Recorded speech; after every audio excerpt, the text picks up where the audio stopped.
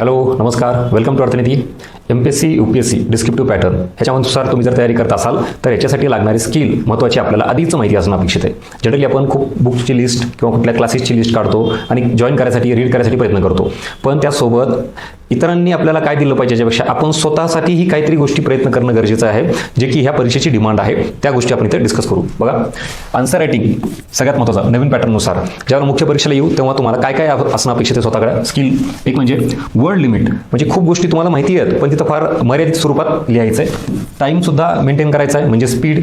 त्याच्यानंतर स्ट्रक्चर म्हणजेच introduction, main body आणि कन्क्लुजन अशा स्वरूपात तुम्ही तिथं कंटेंट लिहिणं अपेक्षित आहे. आणि त्यातही सगळ्यात इम्पॉर्टंट पार्ट हा आहे की ॲक्च्युअल तुम्हाला जे परीक्षेत प्रश्नात विचारलंय तो कंटेंट तिथं मेन्शन केला पाहिजे, म्हणजेच quality of the answer writing. त्याच्यामध्ये कन्सेप्च्युअल क्लॅरिटी, मग थॉट प्रोसेस किंवा करंट काही अपडेशन रिलेव्हन्स असेल तर तो देणं गरजेचं आहे. आणि त्याच्याही सोबत अजून एक महत्त्वाचा पॉईंट येतो, रायटिंग स्किल म्हणजेच तुमची हँड रायटिंग. त्यात तुम्ही जे काही मांडणी करताय, फ्लो चार्ट, डायग्राम, टेबल अशा स्वरूपातील हा सुद्धा महत्त्वाचा पॉईंट येतो. सो एकंदरीत एवढ्या सगळ्या गोष्टी ह्या तुम्हाला परीक्षेच्या मेन्ससाठी गरजेच्या आहेत, ह्या माहिती असल्या पाहिजेत. आता पुढे या.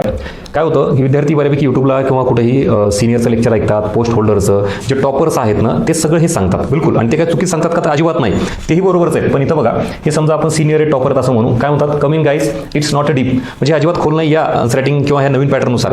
पण आपल्याला इथं हे कळत नाही, नेव्हर जज someone struggle by your on strength. त्यांची प्रत्येकाची डेप्थ वेगळी आहे, त्यांनी पोस्ट मिळवली आहे, त्याच्यानंतर आपण त्यांचं आन्सर रायटिंग बघतोय जे की फार स्टँडर्ड बेस्ट असतं. त्यांनी सगळ्या पॅरामीटरवर काम करून पोस्ट मिळवलेली असते. आता तुम्ही जर इनिशियल स्टेजला असाल तर इथं चूक होते तुमची की तुम्ही ह्या प्रत्येक गोष्टीवर ॲट ए टाइम काम करायला सुरुवात करता. असं नका करू. त्यांनीही सुरुवातीला ज्यावेळेला आपण टॉपरचं आन्सर बघू, हे पोस्ट मिळाल्यानंतरचं आन्सर आहे. तुम्ही त्याच टॉपरचं जेव्हा त्यांनी पहिल्यांदा सुरुवात केली तेव्हा त्याचं आन्सर रायटिंग जर बघितलं असाल तर खरंच चांगलं होतं का तर नाही, ते सुद्धा खूपच वीक असेल. मग त्यांनी काय केलं, एकावर काम केलेलं आहे. पहिल्यांदा सब्जेक्टवर होल्ड आणला, कन्सेप्ट क्लिअर केल्या, त्याच्यानंतर त्यांनी काय केलं, स्ट्रक्चरवर काम केलं असेल, मग त्याच्यानंतर टाइम लिमिट, मग वर्ड लिमिट आणि मग हँड रायटिंगवर केलं असेल. एक टप्पा पार करून मग त्यांनी ती डेप्थ गाठली आणि मग आता ते सांगतायत. नवीन विद्यार्थ्यांनी त्यांचं ऐकायचं, पण आता इम्प्लिमेंट करताना एक्झॅक्टली सगळं एकदाच न करता आधी कुठली गोष्ट तुमच्यासाठी गरजेची आहे ती बघा. कारण काही जणांचा हा पार्ट क्लिअर असेल तर मग इकडे या, परत इकडे या, तुमच्यानुसार चूज करा, तरच तुम्हाला पोस्ट मिळेल आणि एक्झॅक्टली हे वर्कआउट होईल. आता दडपण आलंय का की सर हो आम्ही खूप ऐकलंय, सगळं एवढं करावं लागतं, अरे पण ते एकदाच करावं लागतं, हे चुकीचं आहे. सो स्टेप बाय स्टेप एक गोष्ट स्वतःमध्ये डेव्हलप करा.